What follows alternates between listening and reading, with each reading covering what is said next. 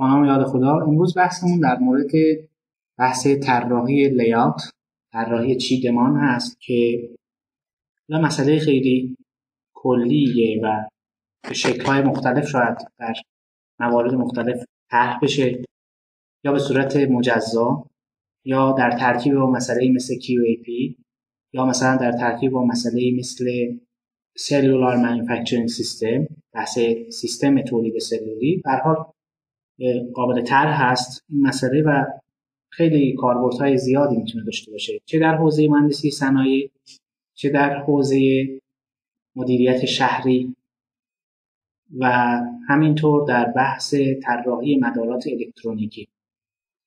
اینکه ادواتی که روی یک مدار الکترونیکی هست در حال هر کدوم ابعاد و اندازه مشخصی دارن.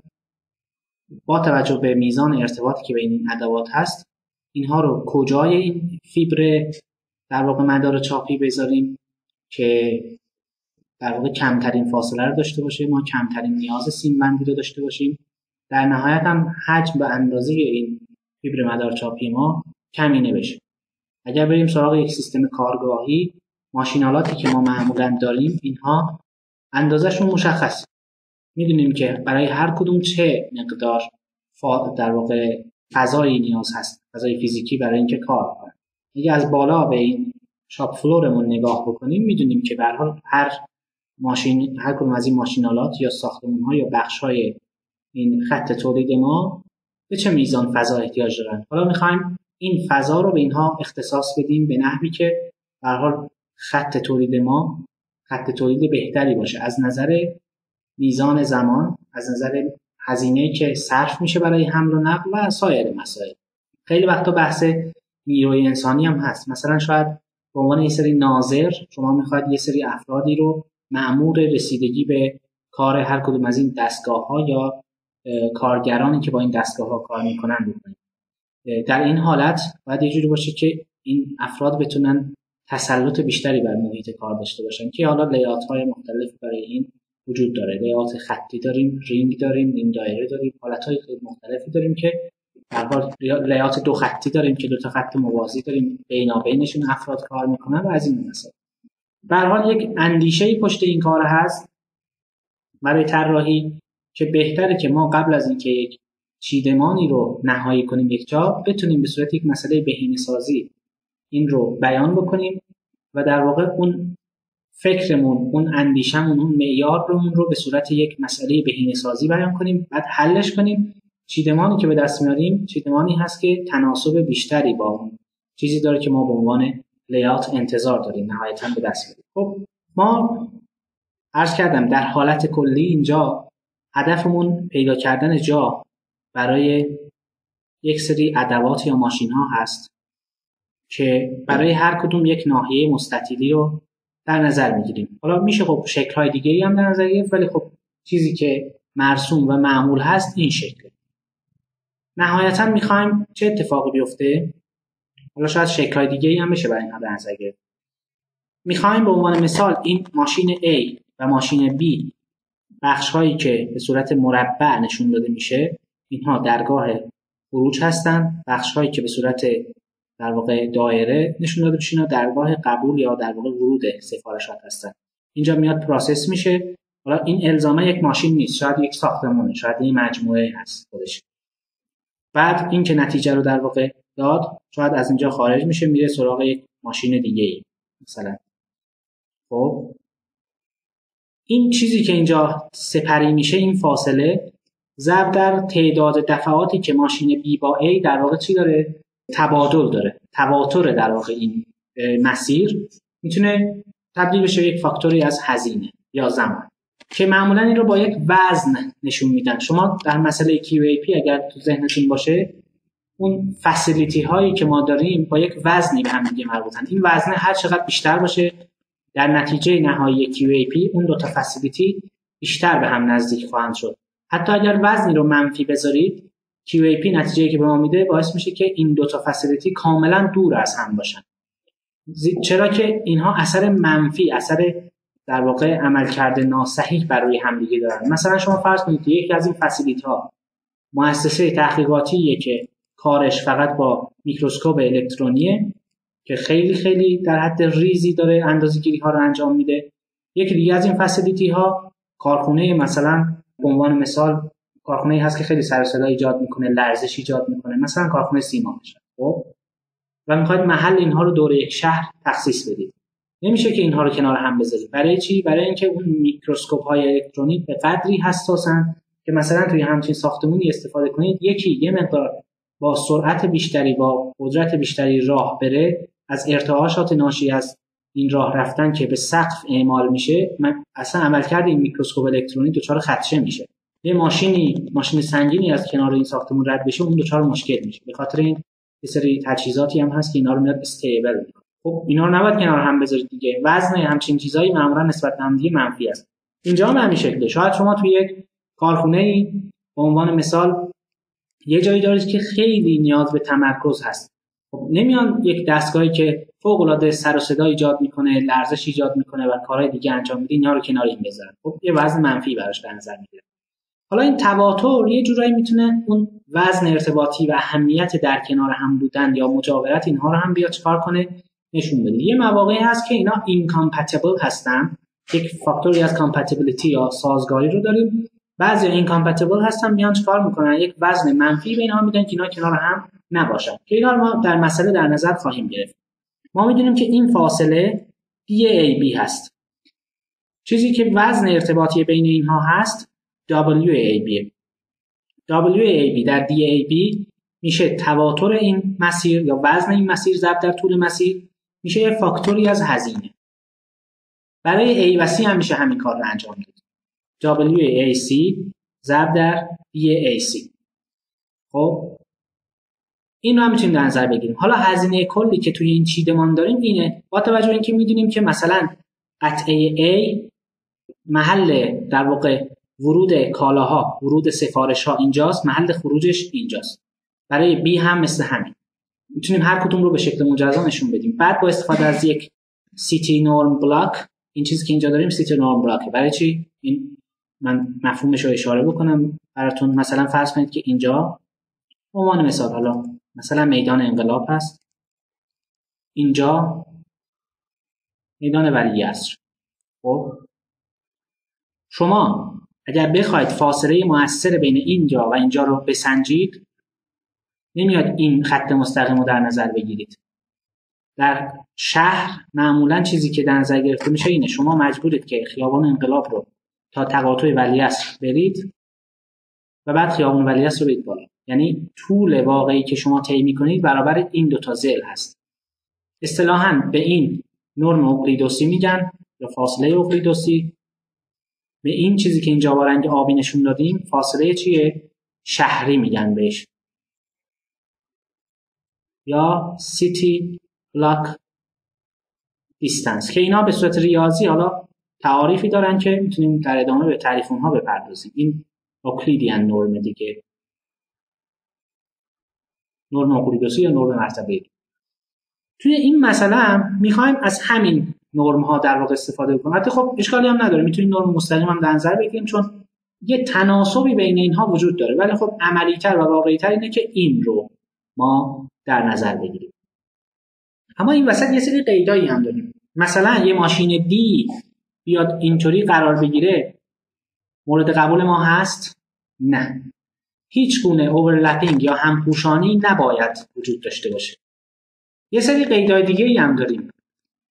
بعضی دستگاه‌ها هستن که تو جاهای مختلف حداقلش اینه که پیچ‌های تنظیم داره، مثلا جا داره برای تعویض روغنش، تعمیرش و اینجور مسائل. مثلا یه ماشین ای که شما دارید، این ماشین ای یه حداقل فاصله‌ای باید رعایت بشه ازش. یعنی شما یک همچین خطی رو دارید حول این که نمیتونید هیچ ماشین دیگه ای رو از این نزدیکتر بذارید. این حداقل فاصله است که اینا رو باید رعایت کنید. بعضی ماشینا براشون همچین چیزی وجود نداره، ولی در حالت کلی برای همه ماشین‌ها ما یک حداقل فاصله ای رو داریم. حداقل به خاطر اینکه هر ماشینی به هر حال از هر جنبه‌ای میتونه دچار مشکل بشه. خب به صورت فیزیکی این تعمیرکار باید بتونه به راحتی به همه جای این دسترسی پیدا بکنه.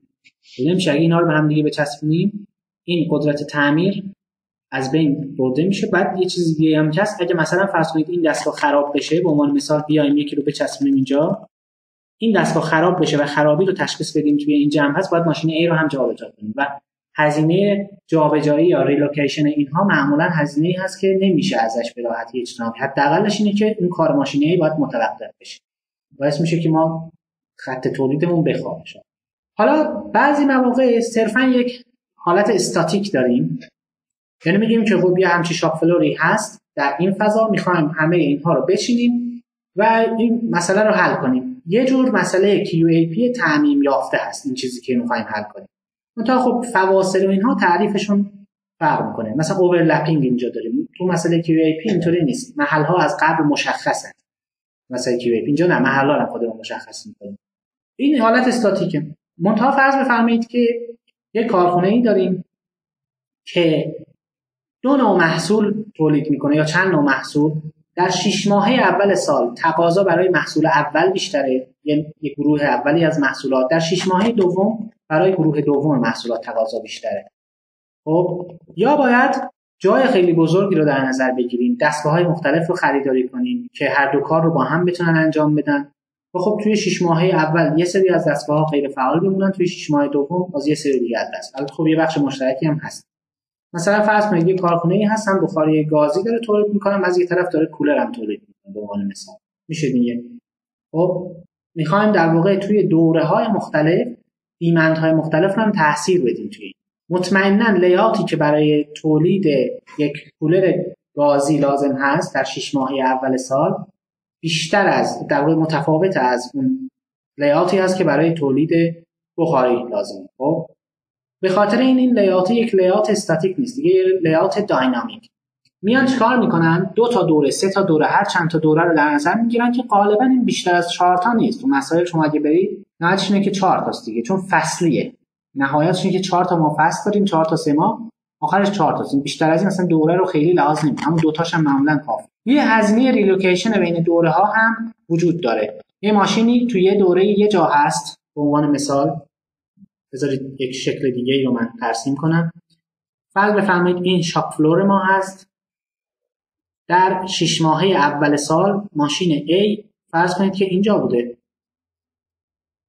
همین ماشین فرض کنید که در 6 ماهه دوم سال منتقل میشه به یک جایی، به اینجا.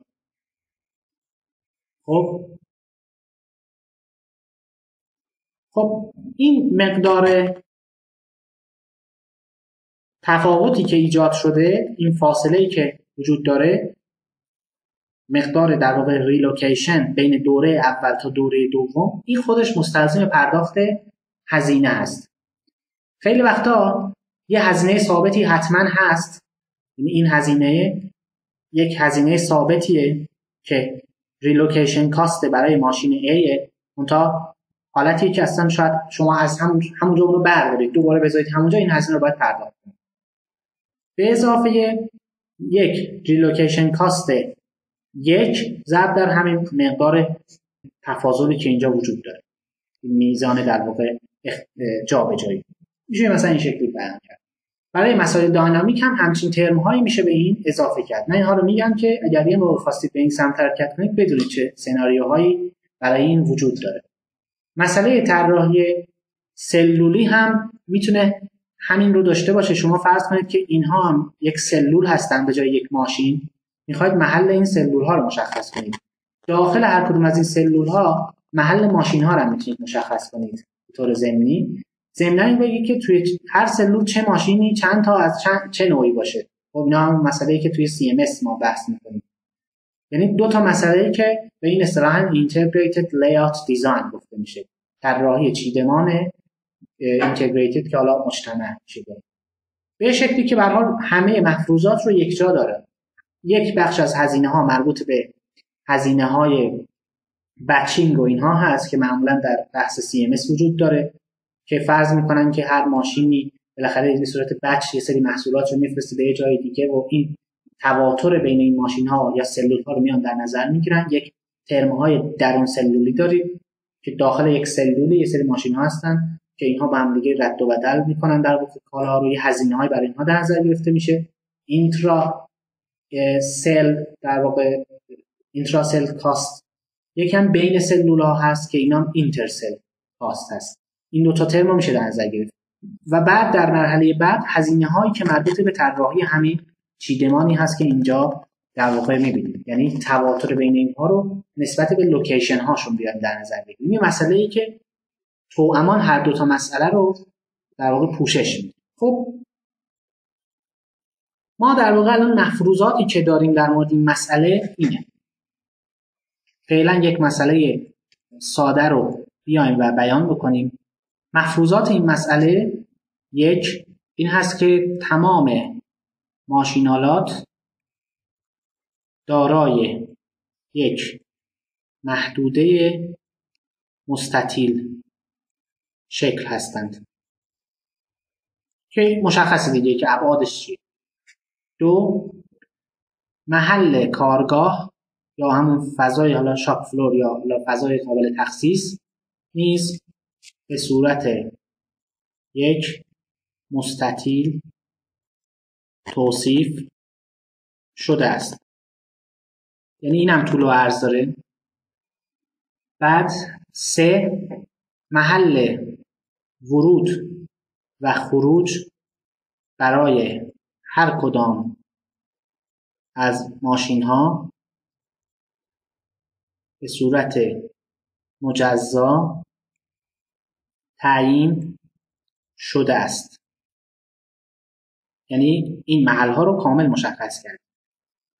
انترنس و اگزیت رو برای اینها کاملا صورت مجزا مشخص کرد. چهار، تواتر یا حالا وزن ارتباطی میان ماشین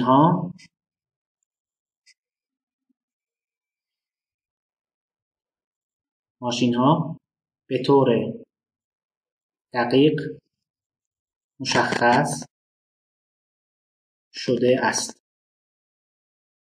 خب یه چه مفروضات رو داریم؟ حاشیه اطمینان یا در واقع حداقل فاصله مجاز برای هر ماشین مشخص شده است. این چی بود؟ این که گفتم نباید اینها به هم بچسبن، این حاشیه اطمینان. یا خیلی وقتا به خاطر صدمه احتمالی که این ماشین میتونه بر ماشین‌های دیگه وارد کنه این رو میذارن. حالا صرفاً دید تعمیراتی نیست. خیلی وقتا از این ماشینی که ما داره لرزش داشته باشه، اینا رو خیلی نزدیک به هم دیگه بذاریم، واسه همین لرزش‌ها میتونه صدمه بزنه. یا شاید یک نشتی داشته باشه، یه اتفاق بیفته، گرماش، همه اینها باعث میشه که اشکال به وجود بیاره برای ماشین. خب مفروضاتی که در مورد حل داریم چی؟ نباید ماشین ها دارای همپوشانی باشند. اوورلپینگ نباید داشته باشیم. خب دیگه چی؟ حالا فاصله هم فرض میکنیم که از طریق نرم 1 حساب میشه که این الان تعریف خواهم کرد براتون. حالا خیلی مهمه، اون دیگه جزء مفروضات نیست. حالا هر شکل دیگه هم در نظر بگیرید. چیزی که میخوایم کم کنیم 7 معیار بهینگی چیه؟ حاصل جمع تواتر در چی؟ فواصل. در واقع سیگمای بین هر ماشین آی و ماشین جی WIJ DIJ. این اون هزینه هست که ما داریم. این هزینه همون هزینه‌ای که تو مسئله QAP داریم. ببینم اگه یه مقدار در واقع بخوایم کلی‌تر نگاه کنیم، این هزینه دقیقاً همونه که در مسئله Quadratic Assignment Problem، مسئله تخصیص درجه 2 داریم. منتها اونجا محل‌ها از پیش تعیین شده هستن. محل‌ها در مسئله QAP از پیش تعیین شده هستن، اما اینجا نه، خودمون محل‌ها رو تعیین می‌کنیم دیگه، predefined نیستن. خب این مفروضات ما در مورد مسئله. یه اشاره‌ای هم به این تعریف نرم بکنم. شما در حالت کلی یک بردار رو در نظر بگیرید. این بردار X ما باشه که حالا در حالت کلی با دو تا مؤلفه فعلا در نظر بگیریم x1 و x2، دیدیم که یک طول مستقیم داره و یک طولی که از این جهت در واقع میشه حساب کرد. ما یک در حالت کلی تعریف برای نرم داریم.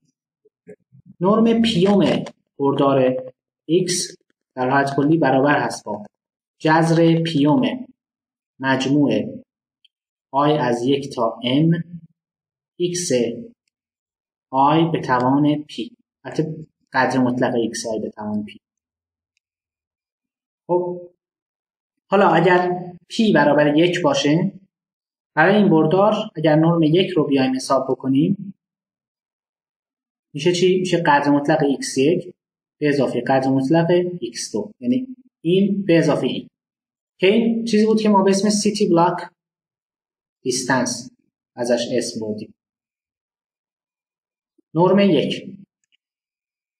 نرم 2 که حالا این 2 رو میشه ننوشت، چون معمولا ما منظورمون از نرم درجه 2 هست، این 2 رو میتونیم ننویسیم. این برابر چیه؟ رادیکال، چون توان 2 قدر مطلق میتونه حذف بشه، رادیکال x1 به توان 2 به اضافه x2 به توان 2 که میدونیم که طول این وتر هست که نرم اقلیدوسیه. حالا اقلیدیان دیستنس هم بهش میگن. اما نرم بی نهایت، اینا نرم های معروف هم. حالا به جای پی میتونید هر عددی بذارید. نرم بی نهایت، چون این بی نهایت میشه نمیشه این رو حساب کرد، مبهم میشه. شما اینو بدید رفع ابهام بکنید با قاعده اوپیتال چی هست، حالا به هر حال هر روشی که صلاح میدونید. اگر رفع ابهام بشه این نهایتا نتیجهش میشه این ماکسیموم قدر مطلق ایکس آی ها، یعنی مؤلفه ای که بزرگتر از بقیه است، یعنی مؤلفه ای که بیشترین سهم رو در طول ایکس داره. این هم خیلی مهمه. مثلا الان فاصله تهران تا مشهد مشخص میشه مستقیمش رو حساب کرد، میشه سیتی بلاکش رو حساب کرد، ولی معمولا وقتی در مورد تهران و مشهد صحبت میشه چه چیزی بیشتر از همه توجه رو جلب میکنه؟ اختلاف در طول جغرافیایی. چون تهران و مشهد فاصله شون در طول جغرافیایی بیشتره تا در عرض جغرافیایی. عرض جغرافیاییشون تقریبا برابره. اون چیزی که بیشتر توجه شما رو جلب میکنه همین نرم بی‌نهایت. اما مثلا فاصله تهران تا بندرعباس رو بخواید حساب کنید، اون عرض جغرافیایی هست که بیشتر توجه رو به خودش جلب میکنه. خب این همون نرم بی‌نهایت هست. شما وقتی میاید مثلا در یک مسئله اسکیجولینگ، همه ماشین ها کامپلیشن تایم دارن، اونی که بیشتر از همه هست اون رو به عنوان معیار بهینه‌سازی در نظر میگیرید، در واقع دارید نرم بی‌نهایت حساب میکنید. این نوع در واقع تعریف هزینه رو که از چند مورد بیایم بیشترینش رو در نظر بگیریم، مثلا یه جور تابع روباست بهش میگن، یعنی یه جورایی راه حل ما رو مقاوم میکنه در برابر تغییراتی که در مسئله احتمال داره به وجود بیاد. ما مطمئنیم که به عنوان مثال مقدار همه سی مکس ها زیر یه مقداریه، از این نظر مطمئن میشیم. حالا اگر تغییری هم در زمان اجرای مسائل اتفاق بیفته، شاید اصلا سی مکسیما هیچ تغییری هم نداره، روباست. حالا خیلی مباحث در واقع مرتبط با این بحث هست. صرفا اون بحث سیتی بلاک دیستنس فعلا برای ما مهمه. وقتی میخوایم فاصله دو تا نقطه رو حساب کنیم دیگه از رابطه اقلیدوسی استفاده نمی‌کنیم، بلکه فاصله رو به صورت سیتی بلاک دیستنس در نظر خواهیم گرفت. خب ما میخوایم الان مسئله رو فرمول بندی کنیم. اینکه تمام ماشینا را دارای یک محدوده مستطیل شکل هستن این مشخص. برای هر کدوم یک طول یک عرض در نظر میگیریم. حالا به عنوان شروع فعلا فرضمون اینه که دوران اجازه ندارن داشته باشن ماشینا. مثلا ماشینو همیشه باید اینطوری نظر بگیرید. جای طول و عرضش رو نمیتونید عوض کنید، دوران بدید. خب حالا دوران میتونه دوران‌های مرسوم باشه، یعنی شما یک چیز رو مثلا یا این شکلی در نظر میگیرید یا این شکلی، یا به صورت افقی یا به صورت عمودی. دوران شما یا 0 یا 90 درجه است نهایتش دیگه، یا نهایتا 180 یا 270 درجه. خب دوران‌های زاویه‌های در واقع زاویه‌هایی هستن که باعث تغییر زاویه این ماشین نسبت به شاپ فلور نمیشه. اما خب میتونید دوران رو فری هم بذارید، یعنی شاید هر نوع چرخشی رو بخواید بتونید براتون اجرا کنید. فعلا فرض اینه که هیچ دورانی نداره. محل کارگاه هم که باز یک طول و عرضی داره، محل ورود خروج رو چجوری باید مشخص کنیم؟ پیشنهادهای مختلفی براش میشه در نظر گرفت. اینکه یک ماشینی هست، با ماشین مثلا با آی اگر نشونش بدیم، این عرض رو میتونیم در نظر بگیریم با WI و این ارتفاع رو میتونیم در نظر بگیریم برابر با HI. یک ناحیه W در H رو داریم. حالا این ورودی یا خروجی هر کجای این میتونن باشن. میتونیم اینطوری در نظر بگیریم که اینجا عدد 0 باشه. بذارید با یه عدد یک رنگ دیگه اینا رو نشون میدم. اینجا عدد 0 باشه. تا اینجا مثلا بیایم با چی نشونش بدیم؟ با 1. از اینجا تا اینجا 1 تا 2 باشه، از اینجا تا اینجا 3 باشه و خب 3 تا اینم باز دوباره 4 باشه. خب حالا اگر مثلا به عنوان مثال باشه 25 صدم میشه اینجا. مثلا باشه 2 و 1 دهم میشه اینجا. درسته؟ یعنی شما میتونید با یک عدد کاملا محل این رو نشون بدید تو برنامه. منتها خب 4 و 0 دو تا عددی هستن که دقیقاً روی همه. 4 هم بذارید 0 هم بذارید یعنی دقیقاً همین گوشه است. حالا ما یه عددی خودمون همینجوری میذاریم که بالاخره جای مختلف رو بتونیم براش امتحان بکنیم ببینیم که چه شکلی است. حالا خود این محل رو تعیین کردن اگر اینها صحبت از ماشین نباشه، اگر سلول باشن، مثلا ساختمون باشن، فرض شما میخواید توی منطقه یه صنعت ساختمون بسازید، یه کارگاه، محل ورود، محل خروج، اینا هم باز میتونه متغیر تصمیم باشه. کجا باشه؟ دیدیم مقدار متغیر تصمیم میتونه چی باشه؟ بین 0 تا 4 باشه. اینا هم میتونه متغیر تصمیم باشه. اگه شما هدفتون طراحی یک مجموعه از ساختمون ها هست میتونید اینو در نظر بگیرید. حالا شاید 2 تا ورودی 2 تا خروجی باشه. هر کسی از نزدیکترین ورودی یا نزدیکترین خروجی استفاده کنه. 2 تا متغیر تصمیم، 3 تا متغیر تصمیم میتونید در نظر بگیرید. میشه. این همون بحثی است که من گفتم در مورد مدیریت شهری، بحث طراحی سازمان و سایر مباحث میشه اینها رو مورد استفاده قرار داد. در مورد محل خروج هم دقیقاً مثل همین میتونیم عمل کنیم. حالا هر کدوم رو با یه علامتی میتونیم نشون بدیم به صورت مجزا.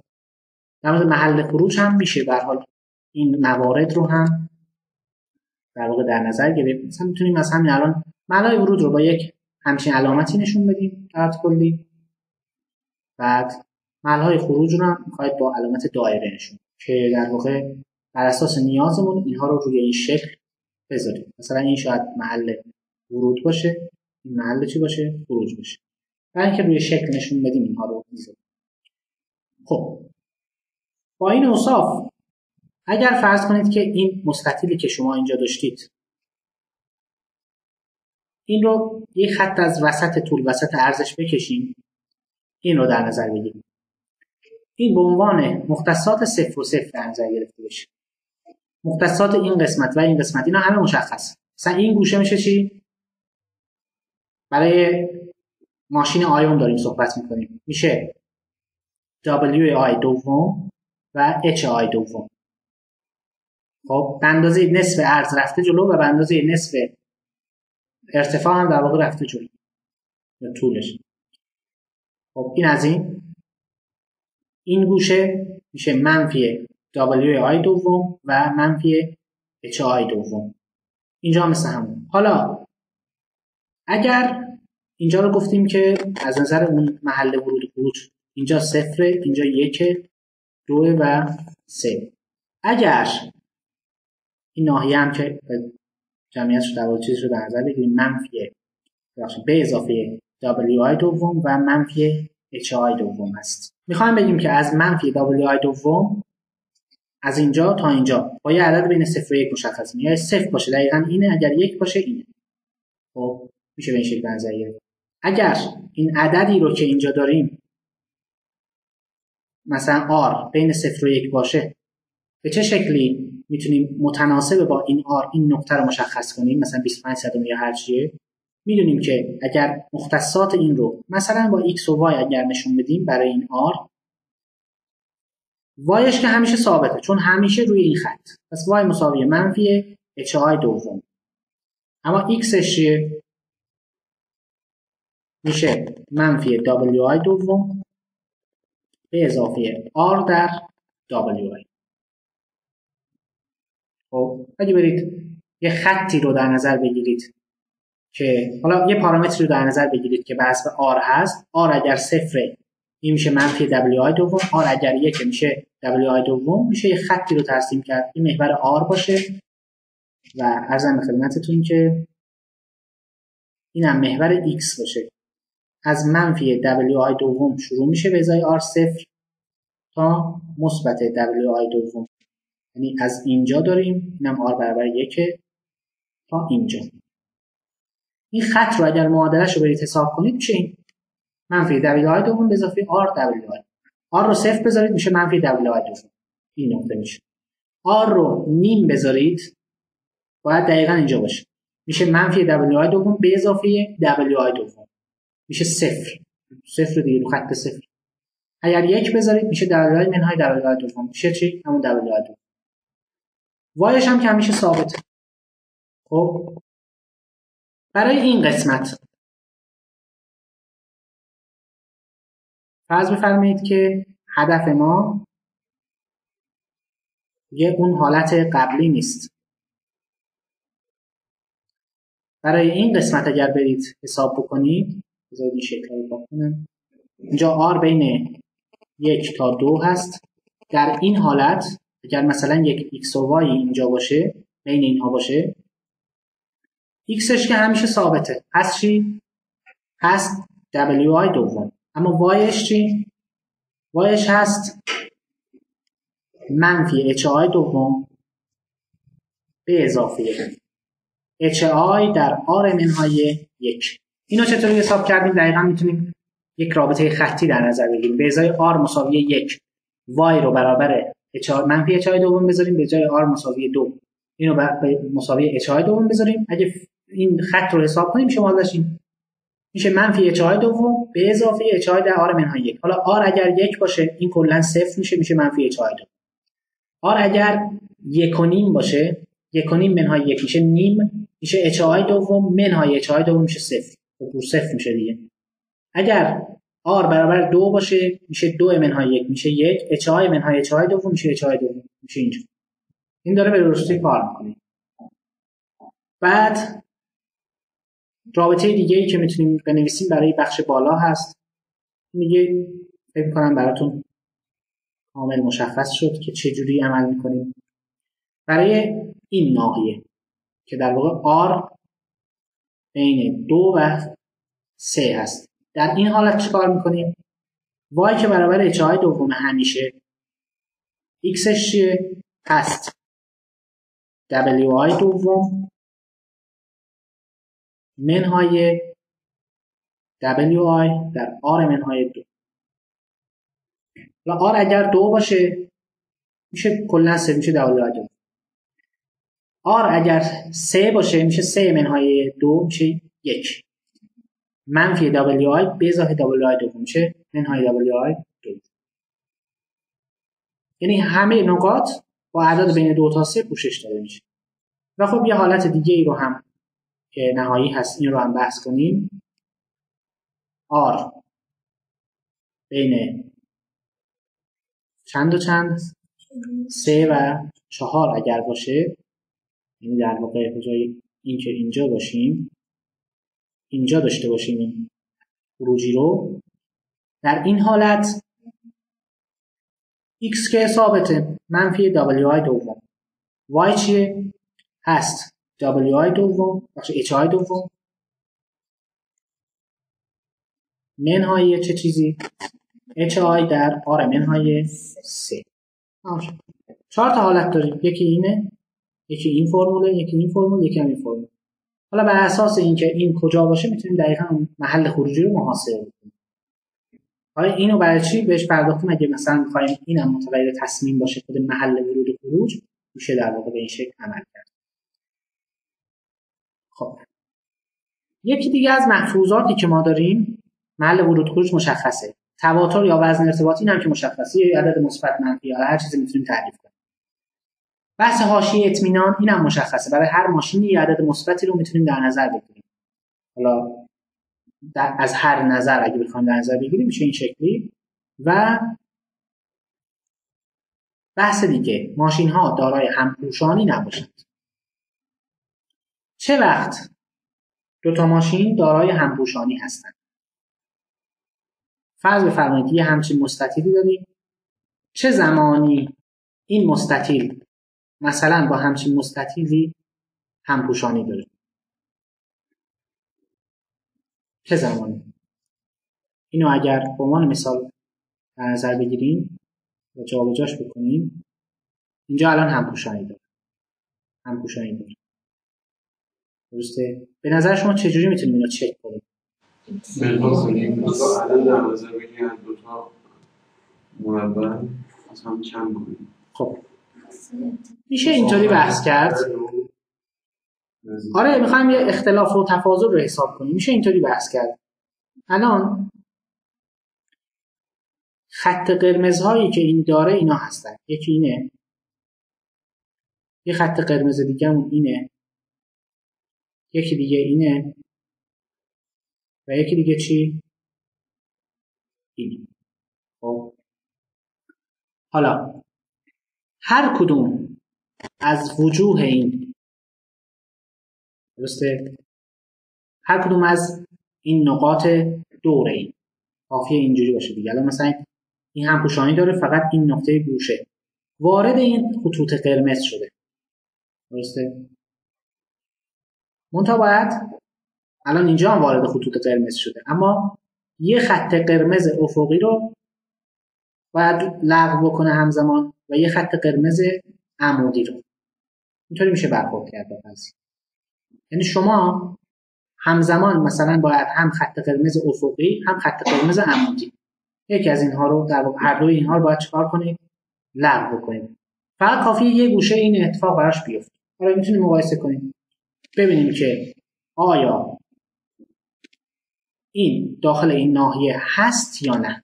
داخل این ناحیه بودن یا نبودن رو هم ما یک دستگاه مختصات مرجع اگر در نظر بگیریم، مختصات این هم که مشخصه مرکزش، اینجا هم مشخصه، اینجا هم مشخصه، درسته؟ اگر این نقطه بخوایم بدونیم که داخل این مستطیل هست یا نه، حالا یه نقطه ای رو در نظر بگیریم. این نقطه چرا داخل این مستطیله؟ برای اینکه هم طولش بین دو تا خط طولی اینه، هم عرضش بین دو تا خط عرضی این هست. درسته؟ اینطوری میتونیم چک کنیم. یعنی اول باید یه تابعی بنویسیم که آزمایش کنه ببینه که آیا یک نقطه داخل یک مستطیل هست یا نه. اینو باید چک کنیم. بعد 4 تا گوشه این رو چک بکنیم. اگر این داخل مستطیل باشه چیه؟ یکی از این 4 تا باشه، اینم یعنی اورلپینگ داره. یعنی حتما شرط لازمه این که یک همچین چیزی وارد محدوده یک مستطیل دیگه ای شده باشه اینه که یکی از این 4 تا گوشه‌اش حداقل وارد این محدوده بشه. خب این نقطه رو چجوری آزمایش میکنیم که این در واقع اینجا هست یا نه؟ یک به عنوان مثال x lower و y lower داریم اینجا و یک x upper و y upper داریم. اگر این xش بین x lower و x upper باشه و در ضمن yش هم بین y lower یا y upper باشه، این دو تا شرط باید برقرار باشن، میتونیم استدلال کنیم که این نقطه داخل این خط است. لذا مثلا شرط این که در واقع داخل مستطیل یک نقطه داخل یک چیز هست یا نه رو میتونیم اینطوری بذاریم. میگیم که نقطه x و y داخل مستطیل است اگر و فقط اگر هر دو شرط زیر برقرار باشند. چجوری؟ باید x هم بین x lower و x upper باشه و همینطور y هم باید بین y lower و y upper باشه. این دو تا شرط باید توأمان برقرار باشه. یه مستطیل داخل یه مستطیل دیگه هست یا همپوشانی داره باش اگر و فقط اگر یکی از گوشه‌هاش داخل مستطیل باشن. درسته؟ میشه به جای همون مرکز رو بگیریم؟ متوجه نشدم. به جای حداقل یه نقطه واقعا یه نقطه رو انتخاب کنیم مرکزش روی اون کار. میشه این کار رو انجام داد. میشه. اینم خیلی کار چیزی نیست. میشه اینطوری در نظر گرفت که اصولا اینم یه مرکزی داره دیگه برای خودش. درسته؟ این مرکزه میتونه به شکل یه نقطه در نظر گرفته بشه. این ابعادی که این داره، درسته؟ این رو اضافه کنیم به این مستطیل و همینطور این بخش از ابعادش رو هر دو رو اضافه کنیم به این. اصطلاحاً این رو اینفلیتش کنیم، متورمش کنیم. درسته؟ مثلا یه همچین چیزی شاید بشه. خب این باعث میشه که چه اتفاقی بیفته؟ این که در واقع اینجا به صورت یک چیز هست به صورت یه نقطه بشه اینو در نظر گرفت. یعنی فقط مرکزش رو در نظر بگیریم. این که اینفلیت شده در واقع اثر این مستطیل دوم رو منتقل کردیم به این. فقط کافیه چک کنیم که این مرکزش توی این هست یا نه. یعنی به جای اینکه 4 تا نقطه رو چک کنیم میتونیم یه نقطه رو چک کنیم. اینم میشه، روش هم شدنی هست. و ها روش‌های مختلفی برای این کار هست برای اینکه چک بکنیم. منتها خب جمع کردن اینها داره اونجا که شما باید به اندازه طول و عرض این یکی مستطیل به این از این طرف و این طرف و از هر طرف این طرف به این اضافه بکنید که این مستطیل بزرگتر به دست بیارید و چک کنید ببینید آیا مرکز این داخل اون مستطیل بزرگتر هست یا نه. اینطوری هم میتونید چک کنید. میشه شدنی. خب گفتیم که یک مستطیل با مستطیل دیگر همپوشانی دارد اگر هر کدام از رؤوس یک مستطیل داخل دیگری باشد. این هم هستیم. این اون تعریفی که ما میخوایم در واقع به شکل برنامه بنویسیم. قید ما هست که اینو باید در نظر بگیریم و این قید رو چکار کنیم؟ لحاظ کنیم. اما چقدر همپوشانی دارد؟ اینو میتونیم یه جورایی به شکل یک قید نشون بدیم به صورت یک فاکتوری که وایولیت شده. یعنی میزان همپوشانی رو دقیقاً بیایم و توصیف بکنیم. اینو چجوری میتونیم انجام بدیم؟ میشه مثلا همچین کاری رو انجام داد. اونم اینی که به عنوان مثال این رو در نظر بگیرید و یکی دیگه که اینجا هست. خب این میزان مساحت مشترک اینها رو میشه به عنوان یک در واقع فاکتور برای این بحث در نظر گرفت. میشه شدنی هست. نه دیگه مساحت کلش که چیز نیست که اون وقت همپوشانی کم و زیاد بودنش برای ما لحاظ نمیشه. الان مثلا همین مستطیل به عنوان مثال فرض بفرمایید که همپوشانیش کمتر بشه. یعنی الگوریتم زحمت بکشه و مثلا بیاد یه کاری بکنه که در حال این بذارید این رو مثلا دو تا مستطیلی که بزرگ باشن همپوشانی کمشون زیاد حساب میشه. الان این چیزی که اینجا هست این یک مستطیله به هر حال. حالا یه ذره بزرگتر نظر بگیریم. این یک مربع مستطیل. این هر چقدر همپوشانیش بیشتر میشه در واقع چه باید باشه؟ بیشتر جریمه بشه. الان یه مقدار همپوشانی خیلی خیلی جزئی مثلا داریم. اون باید جریمه کمتری پرداخت کنه دیگه، درسته؟ حالا وقتی بیشتر میشه مثلا این قطع میشه، این باید چه باشه؟ این ناحیه‌ای که اینجا هست شکل همپوشانی بزرگتر نسبتش به مساحتش. آره دیگه نسبتش به مساحتش رو باید حساب کنیم. آره اینم مهم هست. مثلا این خود این مساحت رو به شکل مطلق در نظر بگیرید این چیز جالبی نیست. این رو میتونیم تقسیم بر مجموع کل اینها کنیم. آره این هم میشه شدنی هست. منتها اینو باید چجوری حساب کنیم؟ این همپوشانی رو به چه شکلی میشه حساب کرد؟ خب فرض کنید که ما این دوتا رو داریم و میخوایم وایولیشن رو برای اینها حساب کنیم. یه جورایی در واقع میخوایم این مساحت رو حالا نه به صورت دقیق ولی به صورت تقریبی هم که شده محاسبه بکنیم. ما برای اینها در واقع مختصات مرکزی رو میتونیم در نظر بگیریم. مثلا مختصات مرکزی اینجاست، مختصات مرکز این هم اینجا هست. بعد اصولاً الان اینها رو ببریم توی محور در واقع پایین‌تر، یعنی یه محوری رو اینا رو در واقع روی این پروژکت بکنیم. کی اوورلپینگ بین اینها اتفاق میفته؟ وقتی فاصله‌شون از جمع طولشون تصمیم. الان این چیزی که اینجا داریم این قسمت هست W1 دوم، این قسمت هم هست W2 دوم. خب اختلاف بین اینها یعنی x1 و y1 مختصات این باشه، x2 و y2 هم مختصات این باشه. اختلاف بین اینها که این x1 این x2 هست. اختلاف بین اینها یعنی قدر مطلق x1 منهای x2. چرا قدر مطلق؟ چون احتمال داره الان برعکس هم باشه دیگه. این حتما باید چی باشه؟ بزرگتر مساوی چی باشه؟ جمع این طول‌ها در واقع چی باشه؟ W1 دوم به علاوه W2 دوم. حالا یک گپ حداقلی هم بخوایم داشته باشیم، مثلا این گپ رو با گاما یا دلتا اگر نشون بدیم، بذارید با دلتا نشون بدیم، این باید بزرگتر از چه باشه؟ این دلتا هم باشه به اضافه این دلتا. درسته؟ چون از اون هم نباید نزدیکتر باشن به هم دیگه. منتها اینکه این صرفاً کوچکتر باشه نمیتونه به این نتیجه برسونه ما رو که در واقع ما اینجا وایولیشن داریم. آره، یعنی احتمال داره این پایین‌تر باشه ولی این مورد رو در واقع ما مثلا به عنوان مثال این مستطیل رو فرض کنیم پایین باشه یه جایی اینجا. خب می‌بینید که توی این حالت این فاصله کمتر ولی خب وایولیشن نداریم. درسته؟ وقتی در واقع میتونیم وایولیشن داشته باشیم که این داخل این باشه، یعنی اوورلپینگ رو ما داشته باشیم. درسته؟ نه این وایولیشن این گپ بین دوتا ماشین هست. نه، وایولیشن یعنی این که الان فرض بفرمایید من این رو حالا به شکل دیگه بذار توی صفحه دیگه نشون بدم.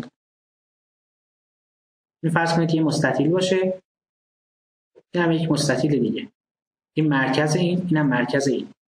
میبینید که اختلاف این دوتا که این فاصله باشه این هست قدر مطلق x1 منهای x2. این اصولا باید طبق این رابطه بزرگتر مساوی مجموع نصف مجموع ارزهای اینها به اضافه یک گپی باشه. این گپ ها به دست خودمون میتونه صفر هم باشه. در صورت که اینجا میتونیم که این گاما این مقدار فاصله کمتر از W1 به اضافه W2 تقسیم بر 2 به اضافه دلتا، کمتر از این مقداره. درسته؟ یعنی این فاصله مراکز بیش از اندازه به هم نزدیکن. اینطوری. منتها میخوام اینو بگم که همیشه هم اینطوری نیست. الان همین رو در نظر بگیرید با همین در واقع چیزهایی که اینجا هست بره بالا، روی همون حالت در روی همون محوره، یعنی این مختصات مرکزش هیچ تغییر نکرده، کمتر هست ولی وایولیشن نداریم. برای چی؟ برای اینکه آره اون طرفش هم باید چک بشه، یعنی این بخش عرضم خدمتتون وایش هم باید چی بشه؟ چک بشه. چون اگر چک نشه نمیتونید حس کنید. خب اصولا وایولیشن باید در هر دو بعد به نوعی اتفاق بیفته. خب یعنی شما وایولیشن باید در هر دو بعد مورد بررسی قرار بگیره. الان اینی که اینجا هست، حالا بذارید یه ذره پایین‌تر من این رو ببرم که بالاتر یه ذره قابل تشخیص باشه. حالا از نظر وای هم بخواید در نظر بگیرید، این چیزی که اینجا هست این هم وایولیشن داره. چرا؟ برای اینکه اختلاف وای های اینها که هست قدر مطلق وای 1 منهای وای 2 این هم کمتر از h1 به اضافه h2 تقسیم بر 2 به اضافه دلتا هست. هر دو شرط برقرار هستند. اما تو اون حالت قبلی این شرط برقرار نبود، این که بردیم بالا. درسته؟ هر دو شرط باید برقرار باشه. یعنی برای تشخیص وایولیشن هم این باید چک بشه هم این باید چک بشه. هر کدوم که وایولیشن نداشت یعنی ما کلا وایولیشن نداریم. یعنی شما وقتی وایولیت میکنید هم x رو هم y رو وایولیت میکنید. چیزی که من اینجا توضیح دادم، گفتم که حتما باید شما یک محور افقی، یک حد افقی و یک حد عمودی رو هر دو رو با هم وایولیت کنید.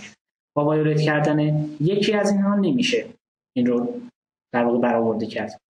یعنی شما یه جوری باشه که مشکل وای رو حل کنید، درسته؟ مشکل وای این رو اگر حل کنید یعنی بالاخره یا بکشید اینو پایین یا ببرید بالاتر، مشکل وایش رو حل کنید، مشکل x هم حل میشه. مشکل همپوشانی حل میشه. حالا مشکل x شاید حل نشه، مشکل همپوشانی حل میشه. به خاطر این لزومی نداره که شما اینو مثلا اینجوری حرکت بدید تا مشکل حل بشه. صحبت سر اینه که چطور در واقع کل وایولشن این مساحت رو صفر کنیم. یه جورایی این مساحت مربوط هست به مقدار این وایولشنی که اینجا در واقع اتفاق میفته. ببینید ما یه همچین قیدی داریم. دیدیم که برای اینکه دو تا مستطیل رو با هم بررسی بکنیم باید یا این شرط برقرار باشه. الان یا داریم صحبت میکنیم. وقتی این یک چیز خیلی خیلی جالبیه ها. قوانین دمورگان اینا در حرف زدن هم معمولا خیلی از این استفاده میکنیم. اینا رو دیگه در تئوری مجموعات دیدید که ما میدونیم که مثلا A اشتراکش با B اگر این رو مکملش رو حساب کنیم میشه A پریم اجتماعش با B پریم. در مورد و یا و اینا هم هست. وقتی شما در مورد برقراری صحبت میکنید یا به کار میبرید، یعنی یا باید این عبارت برقرار باشه، یعنی یکی از این دو تا شرط باید برقرار باشن. x1 حالا بذارید کلا با i و j هم مثلا نشونش بدیم. میگیم که xi منهای xj قدر مطلقش باید بزرگتر مساوی wi wj تقسیم بر 2 به اضافه دلتا باشه، یا yi منهای yj بزرگتر مساوی hi منهای h به اضافه hj تقسیم بر 2 به اضافه چی؟ دلتا باشه. درسته اینها. اما وقتی در مورد عدم برقراری صحبت میکنید، یعنی نقیض اینها، در مورد اند صحبت میکنید. یعنی هر دو رو باید چیکار کنید؟ داشته باشید که بتونید بگید که این رابطه برقرار نیست. این یه جور در واقع استفاده از همون قانون دمورگان هست برای بیان این مسئله. حالا باید اندازه تعیین وایولشن چیکار باید بکنیم؟ ما میدونیم که در حالت کلی برای همچین قیدی g بزرگتر از g0 که g متغیر این g0 ثابته، وایولشن چجوری بیان میشه؟ میشه ماکسیموم 1 منهای g به روی g0 و 0. درسته؟ برای همچین قیدی هم وایولشن میشه ماکسیموم g به روی g0 منهای 1 و 0. این یک مقدار وایولشن برای این. حالا قید مساوی هم بنویسم. اینم وایولشنش میشه چی؟ قدر مطلق g منهای g0 منهای 1. یعنی کافیه g نامساوی g0 باشه، این یه عدد میشه دیگه. خب برای سه تا قید مختلف اینو داریم. این قیدا از چه نوعی ان؟ از این نوع. حالا به نظرتون اینو g بگیریم، چون میدونید دیگه اینو این قیدو میشه اینطوری هم نوشت. همون قید دیگه، فرق نداره. حالا این رو این طرف رو g بگیریم یا این طرف رو. g اصولاً چیزیه که ما میتونیم مقدارش رو با تغییر متغیرهای تصمیم عوض بکنیم. یعنی این g x به خاطر این در واقع این طرف g این طرف g0. وایولشن این قید رو حساب کنیم. وایولشن این قید xi منهای xj بزرگتر مساوی w1 w2 تقسیم بر 2 به اضافه ارزم به حضورتون دلتا. خب وایولشن این میشه چی؟ اینطوری بگیم که xv i و j میشه ماکسیموم 1 منهای این عبارت تقسیم بر این عبارت به اضافه این گپ. این گپه گفتم دیگه بهتون فاصله حداقل فاصله بین ماشین ها هست. حالا میتونیم ثابت هم بگیریم، میتونیم دلتای آی جی هم بگیریم. یعنی خیلی وقتا ما بین دو تا ماشین مختلف فواصل مختلف لازم داریم. درسته؟ یعنی ثابت نیست، وابسته به نوع ماشین هم میتونه باشه. این عبارت و صفر. یعنی اگر این کمتر از این عبارت باشه وایولشن میخوره، اگر نه که هیچ. به شکل مشابهی میشه وای وایولشن آی جی رو هم حساب کرد که خواهد بود مکس 1 منهای قدر مطلق وای آی منهای وای جی تقسیم بر 1/2 اچ آی به اضافه اچ جی به اضافه دلتا و 0. این هم از. اما گفتیم که برای وایولیشن، برای اینکه وایولیشن باشه باید هر دوی اینها مقدار داشته باشن. لذا بین اینها اونی که کمتره رو به عنوان وایولیشن در نظر میگیریم. یعنی مینیمم مقدار x وایولیشن یا y وایولیشن. وایولیشن کلی، یعنی وایولیشن بین آی و جی رو تعریف میکنیم مینیموم x وایولیشن بین آی و جی و y وایولیشن بین آی و جی. اصولا در ریاضیات اند اشتراک، حالا اند رو اینطوری هم نشون میدن، این شکلی هم نشون میدن، بعد مینیموم گیری، ضرب، اینا همه یه جورایی عملکردشون مثل همه. در مقابل اینها مثلا جمع، اجتماع، اور، اینا همه مثل همه. و افرادی که با منطق فازی آشنا دارن مینیموم و ضرب رو میدونن که دو تا در واقع پیاده سازی کننده اند در محیط فازی هستن. خب اینجا که ما قرار بود بین اینها و بگیریم، درسته؟ اینها رو قرار بود بین اینها و بگیریم، مینیموم گرفتیم دیگه. کافیه یکی از اینا صفر باشه، خروجیش میشه صفر میشه. بذارید من تعریف اینا رو دوباره بیارم. x v i j برابر شد برابر با چی؟ ماکسیموم یک منهای اختلاف x ها تقسیم بر یک دوم مجموع عرض اینها به اضافه دلتا و صفر و y وایولیشن شد ماکسیموم یک منهای y i منهای y j تقسیم بر نصف مجموع h i به اضافه h j به اضافه دلتا و صفر. از یه دیدگاهی این میانگین طول و عرض این دوتا ماشین هم هست دیگه، این چیزی که اینجا داریم. یعنی اختلاف مختصات اینها نباید کمتر از میانگین طول یا عرض اینها باشه. اینطوری هم میشه بیان کرد. خب این هم بحث وایولیشن که کاملا هر چقدر بیشتر ما وایولیشن داشته باشیم همونقدر در واقع مقدار وایولیشن اونم بیشتر هست. یعنی هر چقدر این مسافت مشترک اینها بیشتر باشه این مقدار هم چیه؟ بیشتر خواهد بود. یه جورایی در واقع چیکار کردیم؟ اون توصیف کیفی رو کم کردیم. یه جورایی در واقع پارامتریزه کردیم. این رو میتونیم دقیقاً به شکل عددی نشون بدیم که اینها چقدر با هم دیگه اوورلپ دارن، چقدر همپوشانی دارن. بیشترین همپوشانی که اتفاق میفته وقتی که x i منهای x j یا y i منهای y j چه باشه؟ صفر باشه. یعنی چه حالتی؟ یعنی حالتی که این دوتا ماشین باشه، این هم اینجا، هر دو مرکزشون در واقع چی باشه؟ روی هم بیفته.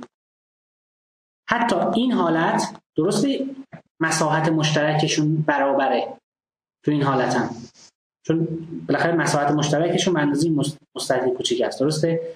اما این حالت بیشتره نسبت به اون حالت قبلی. چرا؟ چون داریم مثلا میبینیم اینجا نزدیکتر به انتها است، با یه مقدار تغییر میتونیم این رو نجات بدیم از این وضعیت. اما تو این حالت ببینید که یه مقدار در واقع چون داخلتر هست، ولی اون که بحث در واقع مساحت مشترکشون یکسانه. وقتی مساحت مشترک یکسان باشه الان این حالت با این حالت یکی، ولی واقعا یکی نیست. نه، چون این حالت حتی بهتر از اون حالت قبلی دیگه. خب برای اینا رو این حالتی که اینجا استفاده کردیم یه مقدار توصیف بهتری داره نسبت به اون حالتی که مساحت مشترک است. این حالت بهتری هم هست.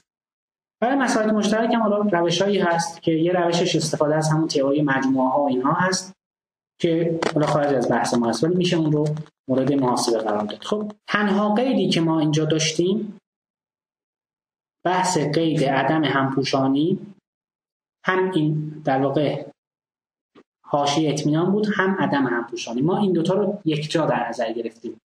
در واقع فرض میکنیم که هر ماشینی که باید ازش یه فاصله اطمینانی داشته باشیم، اون فاصله اطمینان رو هم جزء فضای ماشین در نظر میگیریم. درسته؟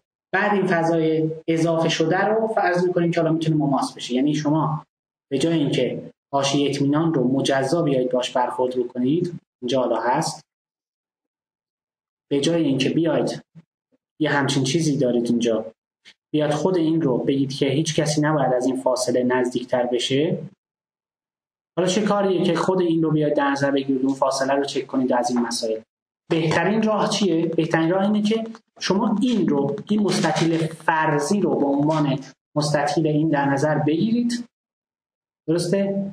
بعد بیاید چیکار کنید؟ بعد بیاید بگید که خب اینا حالا مماس هم شد به یک ماشین دیگه‌ای حتی مشکل ایجاد نمیشه. خب این از فعلا به نظر میرسه که ما هر چیزی رو لازم داشتیم در واقع تعریف کردیم، هر چیزی که برای شروع برنامه لازم داشتیم. منتها یه مشکلی الان هست. فرض کنید که شاپ فلور ما هست و این هم یکی از این ماشین هایی که در واقع قرار محلش مشخص بشه. اصولا این که نمیتونه از اینجا خارج بشه، این هم باید در نظر بگیریم. یعنی این چیزی که اینجا داریم برای این نهایتا از اینجا میتونه شروع بشه تا اینجا. به عبارت دیگه برای ماشین آیوم مختصات مرکزش کمترین حالت برای مختصات افقی و عمودی، حالا فقط مختصات افقی رو فعلا حساب کنیم، خواهید دید که نتیجهش در واقع برای مختصات عمودی هم قابل تعمیمه. بذارید یه ذره اینو کوچیک‌تر کنم. فرض کنید این کاملا مماسه. کاملا مماس میتونه باشه به دیواره کارگاه. اینو کوچیک‌تر در نظر بگیریم. نه دیگه، باید کامل مماس نباشه. چرا؟ چون این جبهه باید با دیواره کارگاه هم چی بشه؟ رعایت بشه. این دلتایی که اینجا هست. میشه اصلا کلا اون جبهه رو ما در نظر نگیریم، اون فضایی که می‌خوایم استقرار انجام بدیم کوچیک‌تر در نظر بگیریم. آره میشه ولی درسته میشه، ولی ما اون گپ رو بین ماشین ها هم داریم. بالاخره اونجا هم باید رعایت کنیم در حالت کلی. بهتره هر چیزو به حالت واقعی در نظر بگیریم، ولی یه راهش هم اینه که کلا اون گپ رو حذف کنیم از فضا. آره این هم میشه. چون اون گپی که بین ماشین رو در نظر میگیریم ما، یعنی این گپی که بین دیوار هست و ماشین دقیقاً توی کد نویسی به همون صورت اعمال میشه. دیگه نیازی به نوشتن کد دیگه نیست. نه نیاز به نوشتن کد دیگه نیست. الان میخوام بگم چجوری. خب این گپی هست که به صورت افقی میشه برای این در نظر گرفت. اینم باید توی محاسباتمون لحاظ کنیم. این دلتای ما هست. مختصات افقی ما که این باشه x، اینجا هم که مبدأ دیگه 0. اصولا این x برای این که در واقع مجاز باشه x باید بزرگتر از چی باشه؟ x هر کدوم از این ماشین ها، حالا xi بذاریم، باید بزرگتر مساویه نصف ارزش به اضافه دلتا باشه. خب به همون شکل میشه این رو منتقل کرد به این سمت و اینجا این گپ رو در نظر بگیریم. این هم که مختصات ما که این رو اگر حساب بکنیم، این هم xi هست در واقع که از ابتدا در نظر گرفته شده. این xi باید چی باشه؟ کمتر از کل طول این باشه. این کل طول رو مثلا ما با w بزرگ، حالا w نشون بدیم، w منهای wi دوم منهای چی؟ دلتا. خب باید به این شکل باشه. در واقع ما حد بالا و پایین برای این رو اومدیم و حساب کردیم. برای y هم میشه به شکل مشابه نوشت. چجوری؟ y هم باید باشه hi دوم به اضافه دلتا کمتر مساوی h بزرگ منهای hi دوم منهای چی؟ دلتا. یعنی یک y مین و y مکس برای هر کدوم از اینها میتونیم در نظر بگیریم. منتها برای اینکه مثلا با همچین متغیری برخورد بکنیم که xi بین xi مین و xi مکس هست، حساب کردیم دیگه این بود، این عبارت، این اسمشو گذاشتیم xi مین، اینو گذاشتیم xi مکس. برای اینکه با همچین متغیری برخورد کنیم، راحت باشیم، به جای این یه متغیر جایگزین تعریف میکنیم xi حدس بین 0 تا 1 و بعد متغیری که الگوریتم میشناسه فقط بین 0 و 1 ها هستن. حسنش چیه؟ در موقعی که میخوایم این اعداد بین 0 و 1 رو ایوالویت کنیم میگیم xi مساوی هست با xi مین به اضافه xi مکس منهای xi مین در xi حد. xi حد اگر 0 باشه میشه xi مین، اگر 1 باشه میشه xi مکس، اگر نیم باشه بین اینها میشه. ما دیگه برای همشون نمیایم این ایکس آی مین ایکس آی مکس رو حساب کنیم و محدود کنیم که الگوریتم بین این دو تا پیدا کنیم. آزاد میذاریم الگوریتم صفر و یک کارش رو انجام بده. یعنی برای همه به ازای همه ماشینالات مختصات افقی مختصات عمودی هم بین صفر و یک. ولی اینو با روشی میایم چیکار میکنیم؟ اسکیل میکنیم. با این روشی که اینجا گفت. حسن این کار چیه؟ اینی که شکل متغیرها همشون مثل هم میشه، همشون بین صفر و یک.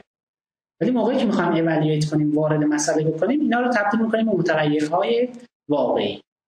باعث میشه که شما اطلاعات مسئله‌تون عوض بشه یا چیزای دیگه یه مقدار مستقل از مسئله عمل بکنید. یعنی رنج تغییرات متغیراتون همیشه بین صفر و یک. نگران این نیستید که یک مستطیل بزرگ شد، کوچیک شد، دلتا عوض شد، هر اتفاقی هم افتاد، حتی این دلتا اگر وابسته به ماشین هم باشه، دلتای آی باشه، یعنی هر ماشینی برای خودش دلتای مشخصی داشته باشه، این اگر به این شکل هم در نظر گرفته بشه، باز هم در واقع چی داریم؟ یک حالتی رو داریم که این میتونه مستقیما اون عدد صفر یک رو تبدیل کنه به یک عددی که واقعا مفهوم فیزیکی داره. حسن کار اینه. در واقع کاری که انجام میدیم اینه: به ازای هر آی که حالا یا یک یا دو یا نهایتا n هست، برای اینکه مسئله رو کد کنیم، یه سری x hat آی تعریف میکنیم که همه بین صفر و یکن و یه سری y hat آی تعریف میکنیم که همه بین صفر تا یکن. درسته؟ x آی قرار شد چی باشه؟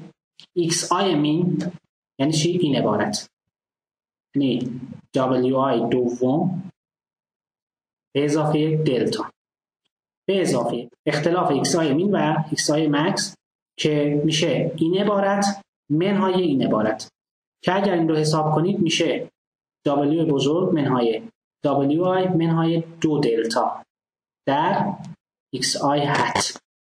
برای y هم مثل همین میشه y آی مساوی h آی دوم به اضافه دلتا به اضافه h منهای h آی منهای 2 دلتا y آی hat.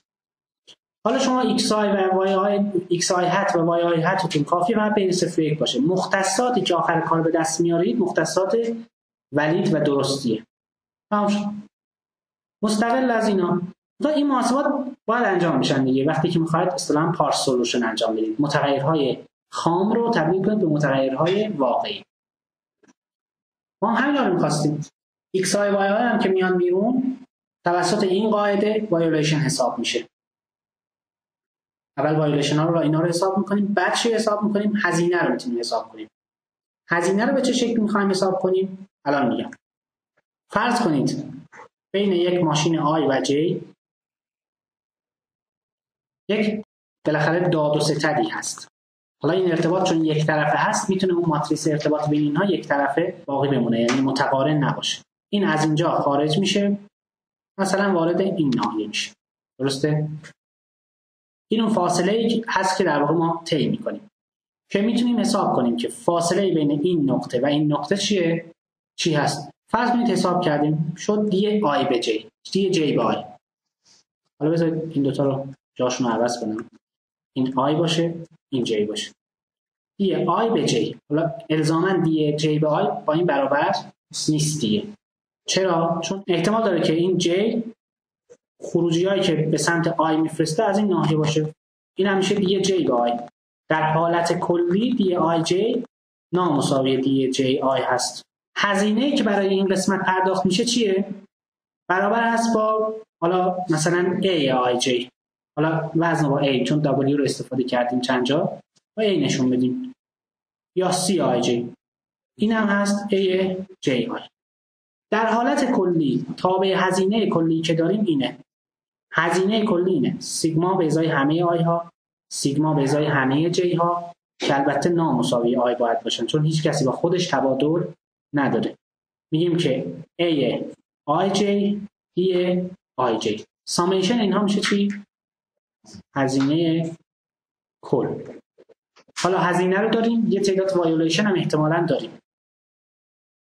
ما دیدیم که طبق این فرمولی که اینجا داریم V آی جی چیه؟ دیدیم که V آی جی در واقع تخطی همپوشانی بین I و J. میانگین همه اینها رو میتونیم در نظر بگیریم. وی کوچیک باشه چی؟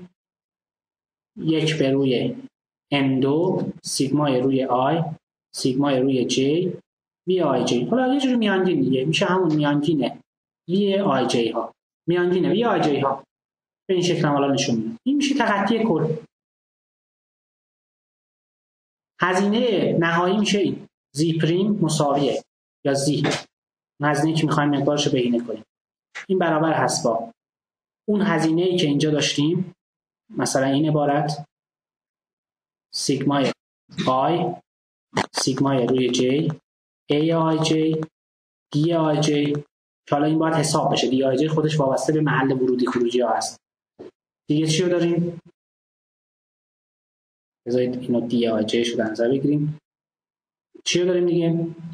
1 به اضافه بتا وی. مثلا از حالت جمع ضرب شوند استفاده می‌کنیم، یا میتونستیم بگیم که همین عبارت سیگمای روی آی سیگمای روی جی ای آی جی دی آی جی، این عبارت به اضافه آلفا در وی مثلا میشد دیگه.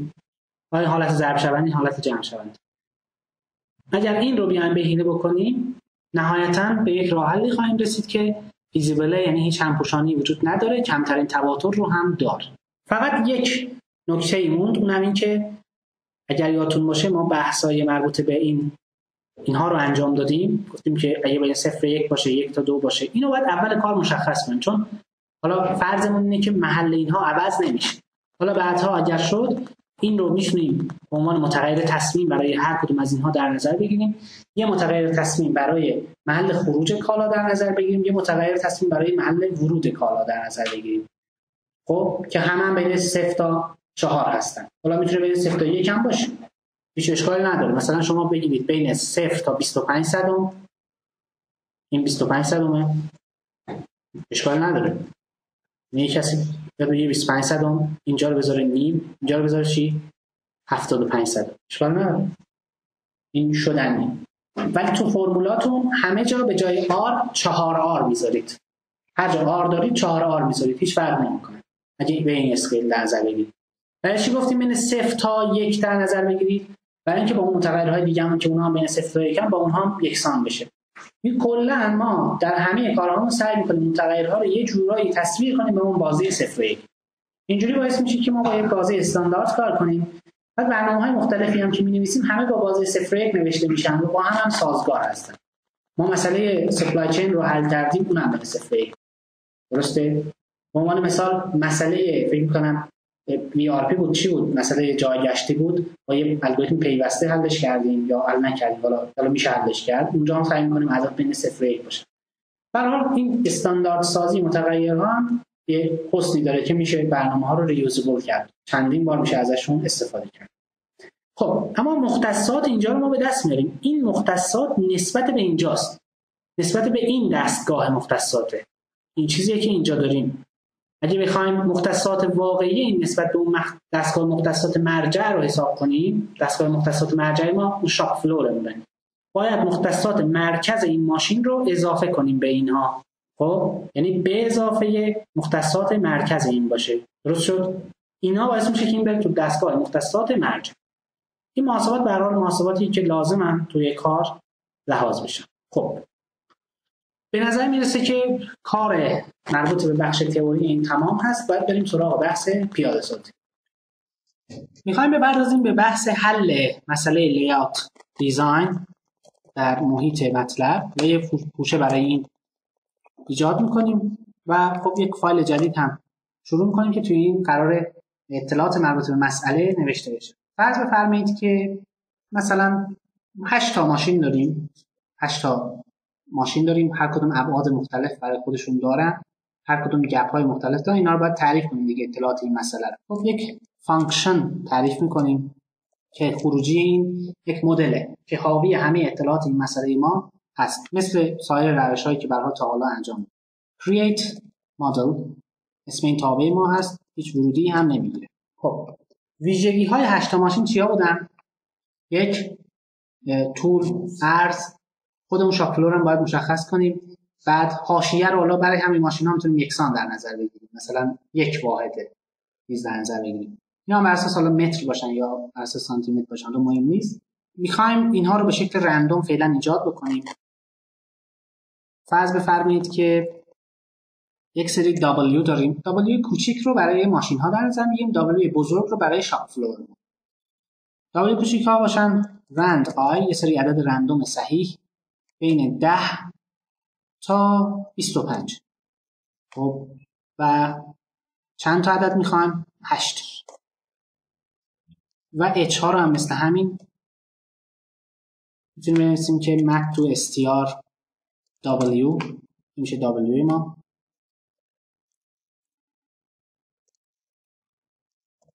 بعد چی رو داریم؟ map to str H، این matrix to string این کار رو انجام میده. H هم برابر اینه. بعد حالا دلتا هم میشه کم و زیاد کرد، برای اینها مثلا 1 گرفت 2 گرفت تا بالاخره بهتر باشه که متفاوت هم باشه. مثلا یه تغییر خیلی جزئی باید در بحث اون دلتا بذاریم، چون ما دلتا رو مشترک گرفتیم برای همه یه تغییر جزئی اونجا میدیم که حالا حیف مسئله تا اینجا اومده به شکل کلی بیان میشه. فرض کنید 1 2 یا 3 باشه دلتا ها نهایتا. بعد حتی 0 هم میتونه باشه، اشکال نداره. رند I بین 0 تا 3 1 در 8. این هم دلتا های ما. تو یه ماشین شیشم یادتون باشه که هیچ حاشیه‌ای حالا نداره. شاید 2 تا اگر ماشین باشن، چون این تنها 0 باشه مهم نیست، بقیه میگن به ما نزدیک نشه. این حالا خودش به هر حال چون 0 مثلا 2 تا اگه باشن، 2 3 تا اگر باشن که اینا بتونن به هم نزدیک بشن بد نیست. map to str دلتا این عبارت باشه.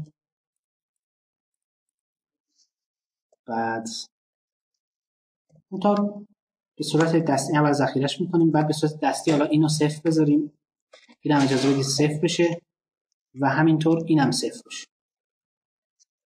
یعنی ماشین‌های زوج، ماشین‌های شماره زوج اصلا مشکلی ندارن، یعنی میتونن دیگران میتونن اینها بچسبن حالا اگر مشکلی ندارن. شاید 2 تا ماشین زوج در واقع هیچ مشکلی با هم ندارن، حتما میشه در واقع اینها رو دقیقاً مماس بر هم قرار داد. این دلتاهای ما. خب دیگه چی داریم؟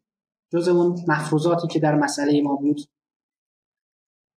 محل کارگاه رو هنوز تعریف نکردیم. خب محل کارگاه اصولاً باید از مجموع مساحت اینها چی باشه؟ بزرگتر باشه. حاشیه هم حداقلش چیه؟ حالا متوسطش 2 واحده. به هر کدوم از اینها 2 واحد اضافه کنیم. برای چی اضافه می‌کنیم؟ برای اینکه اون چیزا رو در نظر گرفته باشه. این W به اضافه 2 و H به اضافه 2 اینا رو می‌تونیم به هم دیگه ضرب کنیم. یعنی W به اضافه 2 حاشیه ها ضرب در H به اضافه 2 اینا رو در نظر می‌گیریم. مساحت مربوط به هر کدوم از اینها میشه این. حالا مجموع این مساحت ها میشه چی؟ اینقدر.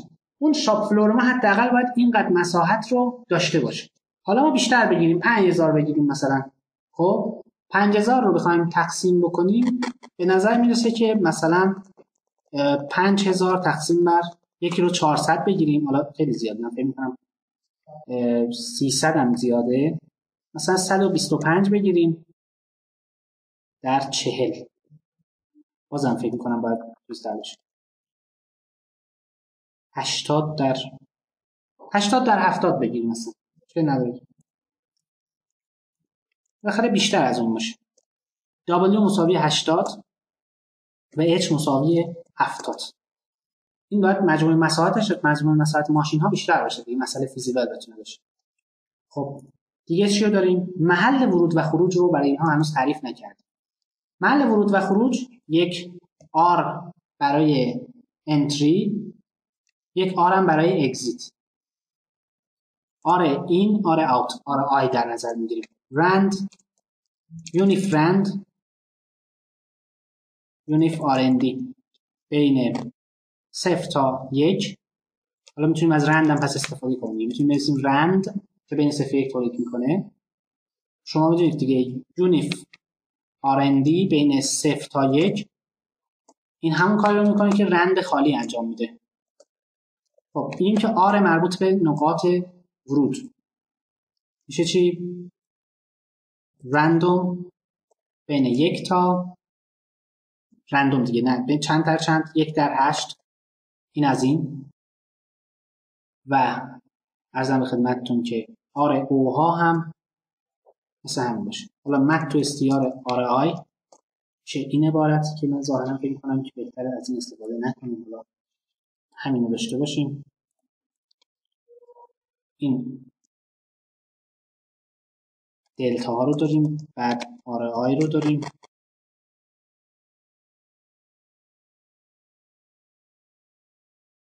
حالا میتونید اینها رو پاک کنید که یه ذره فضای کمتری رو اشغال کنه. برای آر او هم مثل همین عمل میکنیم. آر او رو داریم که فکر میکنم مقدارش اینجا هست.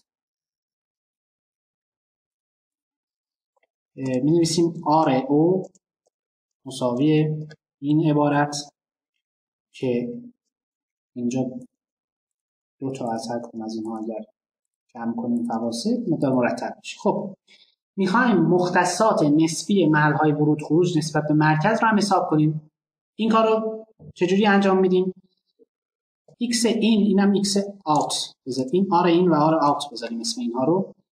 بعد x این برای اینها باید طبق یک رابطه‌ای بریم جلو. می‌نویسیم که for i مساوی 1 تا n. حالا این n رو هم باید اینجا حساب کنیم. n برابر چیه؟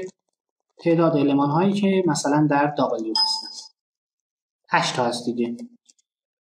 میایم میگیم که اگر r این درسته، اینا باید اینجا محاسبه بشن.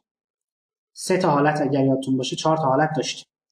r بین 0 و 1 باشه، یعنی در واقع بین 0 تا 25 صدم باشه.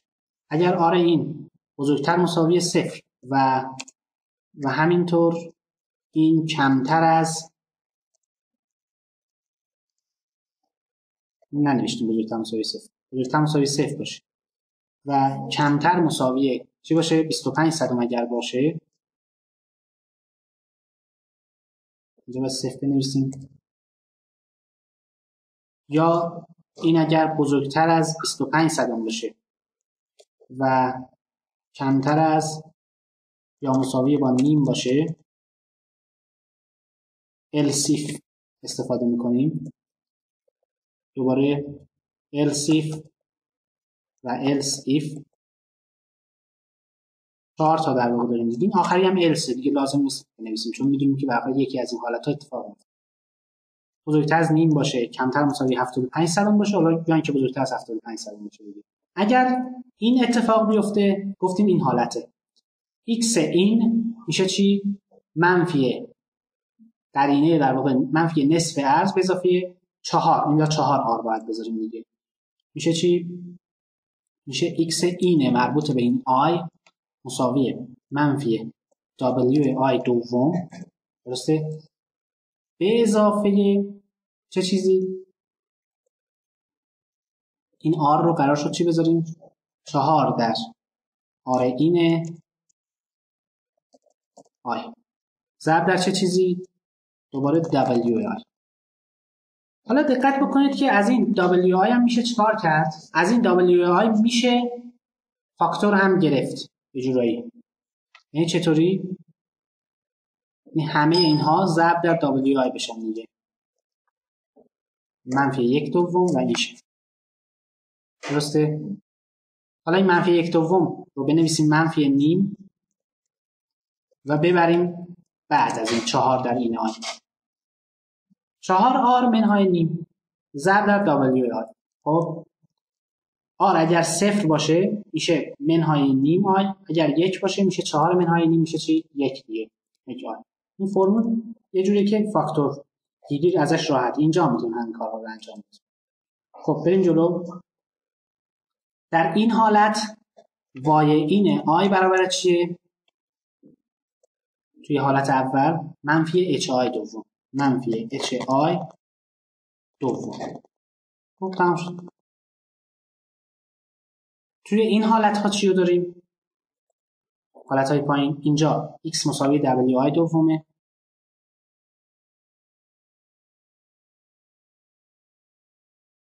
و بازم بخوایم از این فرمول استفاده کنیم، از این نچه‌هایش هم اگر بخوایم فاکتور بگیریم، بذارید اینجا این کارش رو انجام بدم. میشه منفی 1 دوم به اضافه r منهای 1 در HI. درسته؟ حالا در واقع میشه r منهای 3 دوم، r منهای 1 و نیم. درسته؟ این چیزی که اینجا داریم میشه r منهای 1. خب اینجا می نویسیم که y این i مساوی میشه با این r این i که 4 برابرش رو البته باید استفاده کنیم منهای 1 و نیم در HI. اینم از این. برای حالت بعدی، برای این حالت y HI دومه، اینم میشه چی؟ اینو بخوایم ساده سازی کنیم میشه 1 دوم منهای r منهای 2 در WI. درسته؟ r به اضافه 2 بخشید. یعنی در واقع میشه چی؟ میشه 2.5 منهای چی؟ r در WI. 2.5 منهای 4r اونجا باید بنویسیم. میشه x این i مساوی 2.5 منهای 4 در r این i ضرب در چی؟ WI و y این میشه چی؟ مساوی HI دوم.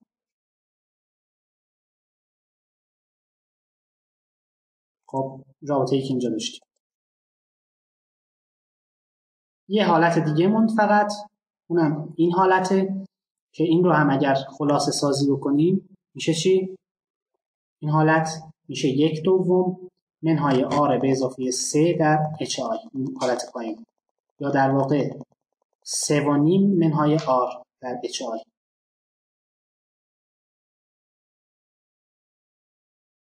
x این که اینجا ثابته منفی WI دومه.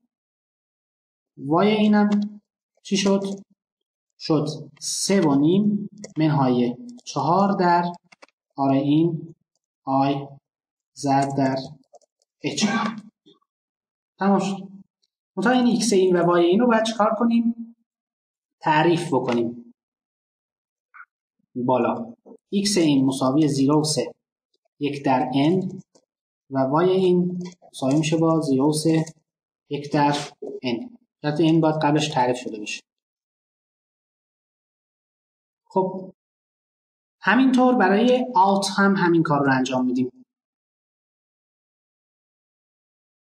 میشه alt این رو کپی میکنیم، این بخش از کد رو توی یک فایل نوتپد کنترل H به جای همه اینها بذار alt.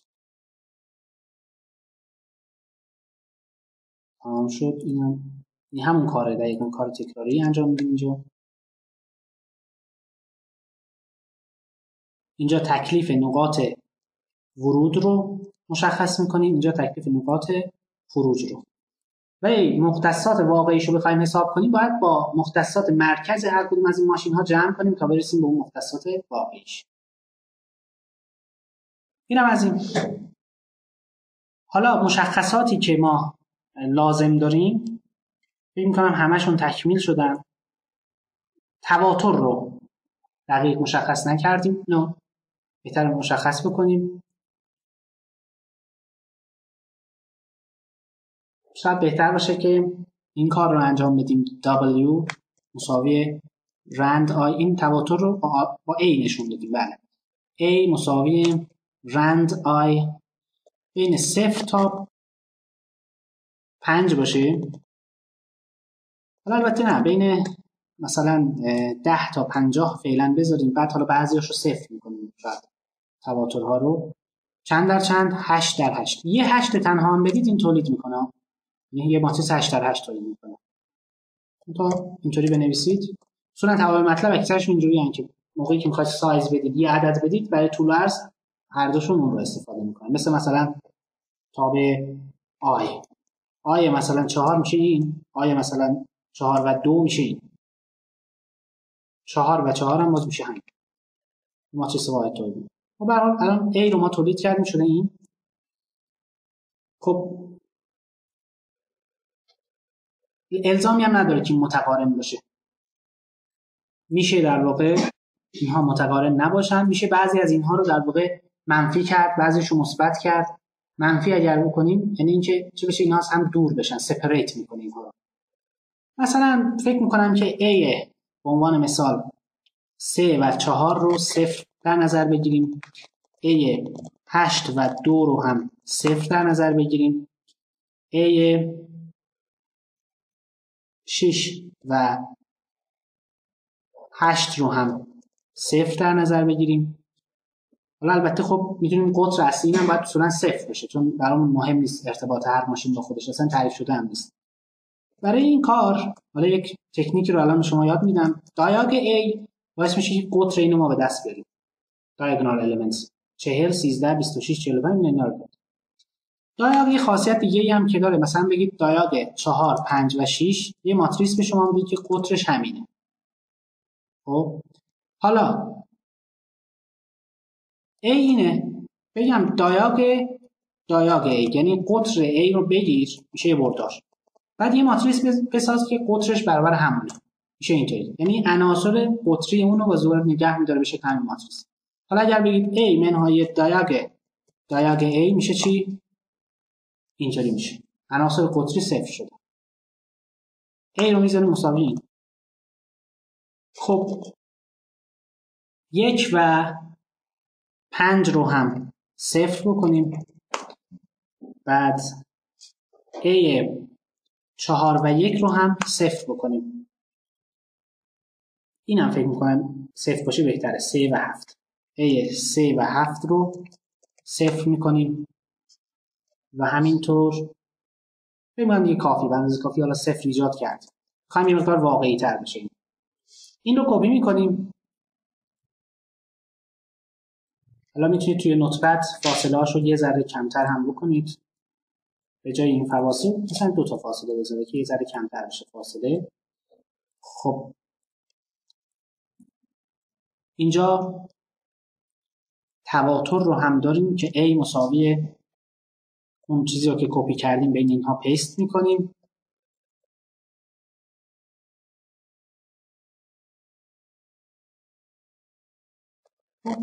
این هم ماتریس تواتر. به نظر میرسه که الان دیگه هر چیزی رو لازم داشتیم تعریف کردیم و در واقع مشکلی وجود نداره الان در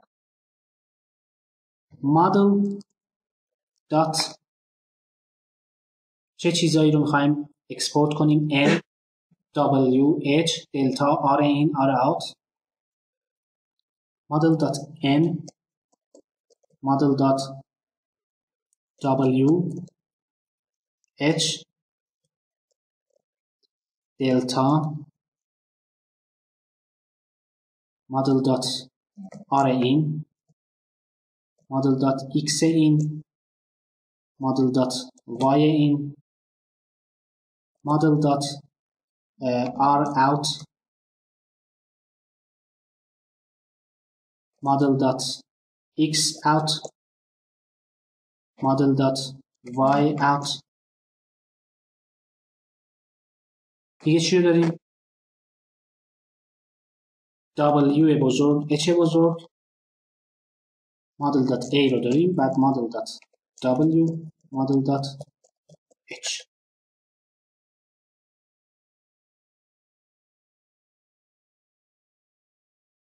خب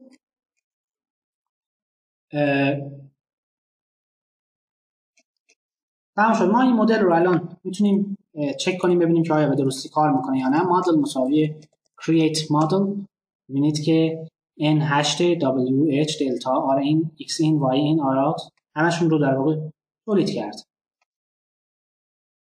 حالا میخوایم بریم بپردازیم سراغ مکانیزمی که برای ما حل تصادفی ایجاد کنه. حل تصادفی ما شامل 2 تا در واقع متغیره، فقط x ها و y ها، که البته برای x ها x hat ها رو در نظر میگیریم، برای y ها y hat که همشون بین 0 تا 1 ان. چجوری قراره تبدیل بشن به متغیرهای واقعی مسئله؟